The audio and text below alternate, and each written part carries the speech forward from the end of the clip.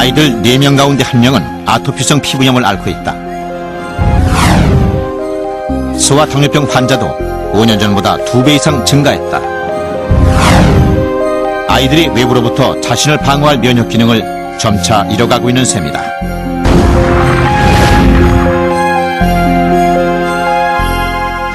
비위의 능력을 갖고 있는 것일까?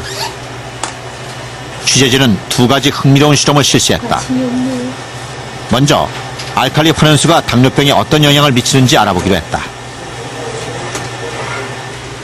올레TF라는 유전적으로 비만이 생겨 스스로 당뇨를 일으키는 쥐가 실험에 사용됐다. 각각 8마리씩 2개 군으로 나누어 한쪽에는 일반 수를, 다른 쪽에는 미네랄을 이용해 만든 알칼리 환원수를 마시도록 했다.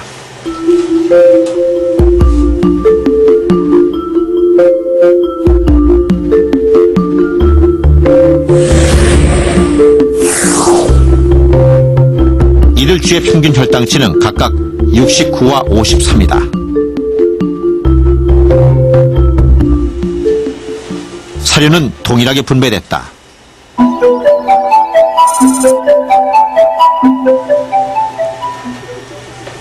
두 달 동안 정기적으로 2개 군의 쥐에서 혈액을 채취해 혈당 수치와 중성지방, 콜레스테롤 수치를 체크했다. 스스로 혈당을 높이는 쥐들인 만큼 환원수가 얼마나 혈당치 상승을 억제할 수 있느냐가 이 실험의 관건이다.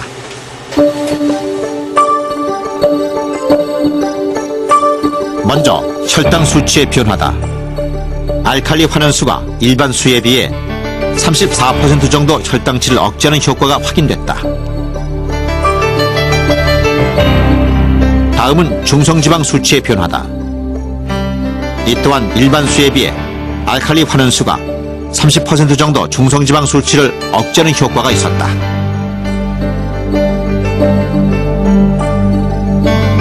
몸에 나쁜 콜레스테롤, 즉 저밀도 지단백과 결합한 콜레스테롤 수치의 변화는 어떨까?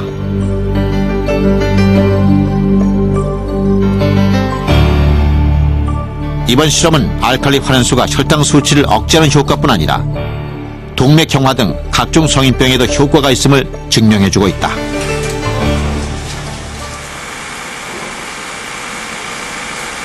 다음은 항암 효과를 알아보기 위한 실험이다.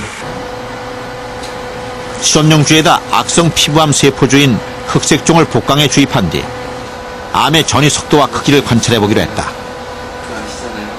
쥐를 2개 군으로 나눠 역시 한쪽은 알칼리 환원수를 마시게 하고 다른 쪽에는 일반 수를 마시게 했다. 사료는 동일하게 지급됐다.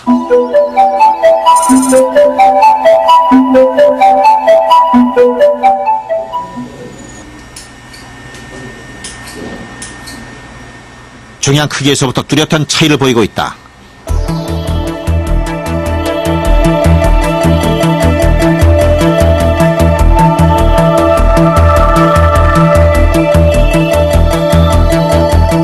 알칼리 환원수를 마신 쥐는 종양 크기가 10.78mm인데 비해 일반 수를 마신 쥐는 그 2배인 20.11mm로 커져 있었다.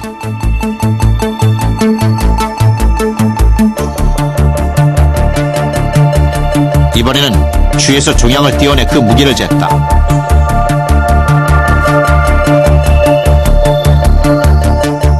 일반 수를 마신 쥐의 종양 무게가 4.8g인데 비해 알칼리 환원수를 마신 쥐의 종양 무게는 불과 2.3g으로 절반에도 미치지 않았다.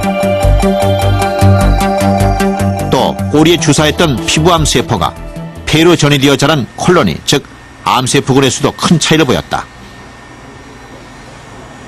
하얀색의 폐에서 검정색 점을 나타내는 것이 암세포군이다. 일반 수를 마신 쥐의 암세포군은 260개, 알칼리 환원수를 마신 쥐는 145개다.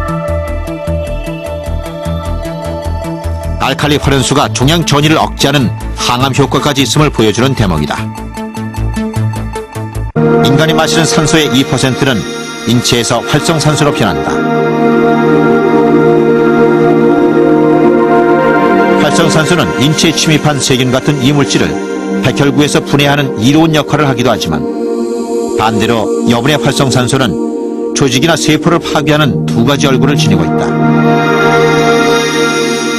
즉 활성산소는 전자가 모자라거나 전자를 필요 이상으로 많이 갖고 있어 다른 물질로부터 전자를 빼앗아 스스로 안정을 찾고자 한다. 때문에 반응력이 매우 뛰어나 조직 내 세포나 DNA를 무차별적으로 공격해 노화를 촉진시키고 질병을 유발한다. 우리 인간은 필연적으로 영양분을 섭취하고 또 산소를 호흡을 하게 됩니다. 이 호흡한 산소와 영양분은 미토콘드리아에서 산화 반응을 거쳐서 우리에게 필요한 에너지를 주게 됩니다. 이 산화 반응 과정에서 필연적으로 활성산소종들이 많이 발생하게 됩니다. 이러한 활성산소종들이 세포의 막이라든지 DNA라든지 이런 데 손상을 끼치게 돼서 노화가 일어난다고 알려지고 있습니다.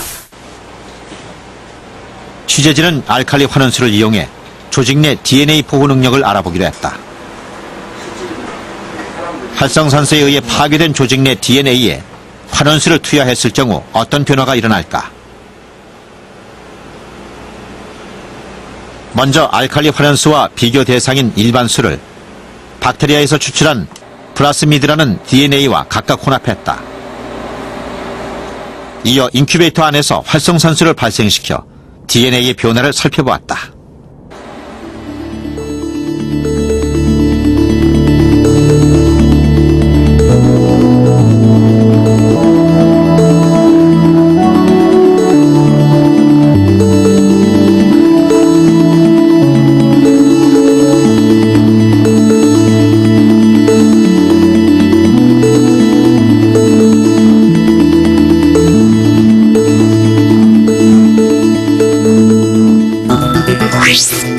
즉, 일반수는 활성산소로부터 DNA를 보호하지 못하고 곧바로 DNA가 파괴된 반면 반대로 알칼리 환원수는 활성산소의 침입을 막아 DNA의 상태를 유지해주고 있는 것이다.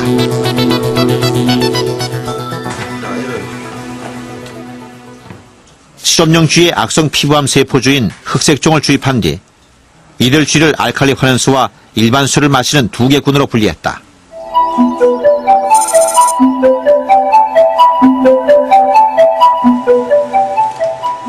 두 개군의 쥐들에게서 각각 장기를 추출해 그 안에 존재하는 활성산소의 양을 측정했다.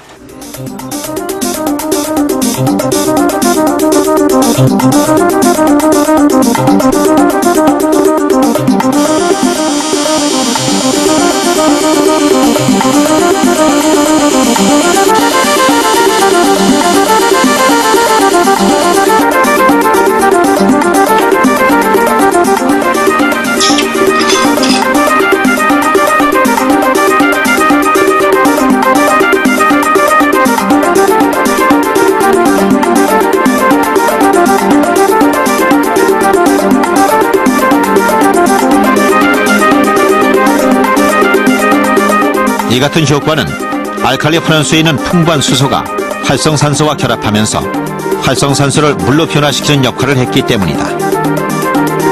결국 알칼리 환원수는 활성산소를 제거하는 힘을 지니고 있는 셈이다.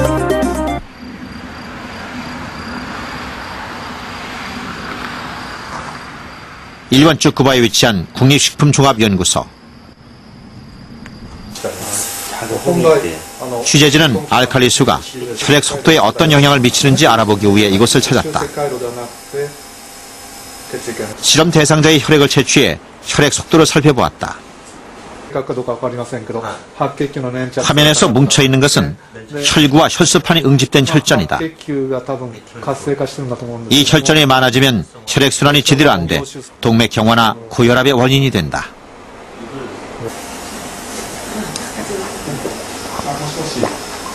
실험 대상자에게 알칼리 수를 마시게 했다.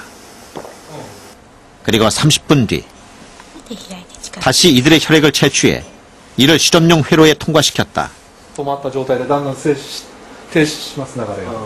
혈액의 흐름이 눈에 띄게 빨라졌고 흐름을 막던 혈전도 크게 줄어들었다.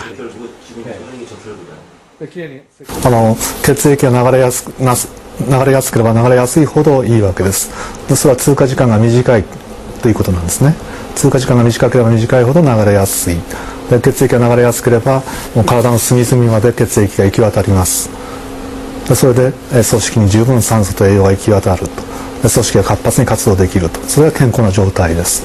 で不健康な状態というのはその反対で、血液が隅々まで行き渡らない。でその原因の一つとして血液自身の流れやすさが重要なんだということを我々見出したわけです。